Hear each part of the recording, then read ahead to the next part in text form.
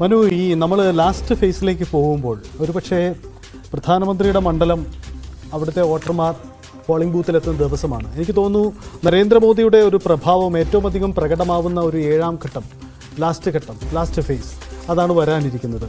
Last ഫേസിൽ നടക്കുന്നത് ഇനി 57 സീറ്റിലെ പോളിംഗ് ആണ്. ഈ 57 സീറ്റുകളിലെ BJPയുടെ സാധ്യതയും പൊതു സാഹചര്യങ്ങളും അതുകൂടി വേഗത്തിൽ എങ്ങനെ നമുക്കൊന്ന് കണ്ടുപോകും. അപ്പോൾ 57 സീറ്റുകളിൽ വരാനിരിക്കുന്ന പഞ്ചാബാണ്.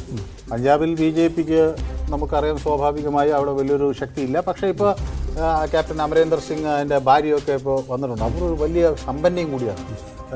അവർ ഒരു ബഹുശത കോടീശ്വരിയാണ് എന്ന ഇലക്ഷൻ കമ്മീഷൻ്റെ കണക്കുകൾ തന്നെ പുറത്തു വന്നിരിക്കുന്നു. പ്രണീത് കൗർ.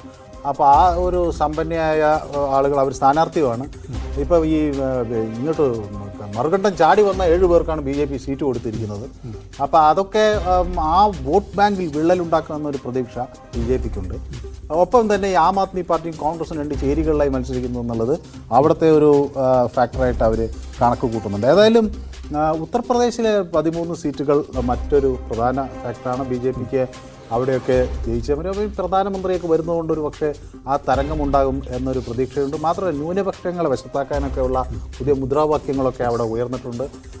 അത് നദൂരി ഹേ മോദി ഹമാര ബായ് ഹേ, നദൂരി ഹേ നബാരി ഹേ, മോദി ഹമാര ബായ് ഹേ എന്നൊക്കെ പറഞ്ഞിട്ടുള്ള പ്രയോഗങ്ങൾ അവിടെ വരുന്നുണ്ട്. അതേസമയം SP-ക്ക് അവിടെ ശക്തമായ ഒരു മുന്നണി രൂപീകരിക്കാൻ കഴിഞ്ഞു എന്നതുകൊണ്ട് അവരുടെ ഒരു പ്രതികരണം എങ്ങനെയായിരിക്കും എന്ന് നമുക്ക് നോക്കാം. ബഹുജൻ സമാജ്വാദി ഈ തെരഞ്ഞെടുപ്പോടുകൂടി അവസാനിക്കുമെന്നാണ് രാഷ്ട്രീയ നിരീക്ഷകരൊക്കെ പറയുന്നത്. അവർക്ക് ഒന്നും കാര്യമായി ചെയ്യാൻ കഴിയില്ല എന്നാണ് കണക്ക് കൂട്ടൽ. ഒരുപക്ഷെ അപ്രതീക്ഷിതമായി അവർ തിരിച്ചു വരൂ എന്ന് വ്യക്തമല്ല.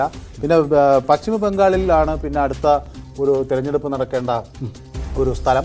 അവിടെ സ്വാഭാവികമായും അവിടെ മമതാ ബാനർജിക്ക് ശക്തിയായ ഒരു അടിത്തറയുണ്ട്. അതേസമയം കോൺഗ്രസും CPM-ഉം ഒക്കെ ഒന്നിച്ച് തിരഞ്ഞെടുപ്പ് അവർക്ക് എന്തെങ്കിലും ഇനി ഫലമുണ്ടാക്കാൻ കഴിയുമോ എന്നുള്ള ആശങ്ക നിലനിൽക്കുകയാണ്.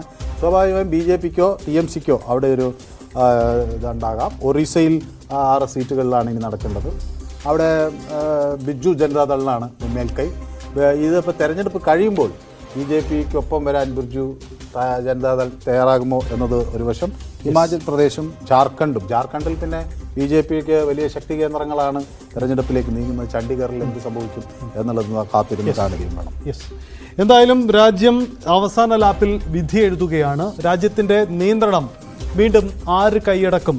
BJP-ക്കൊരു തുടർഭരണമുണ്ടാകുമോ?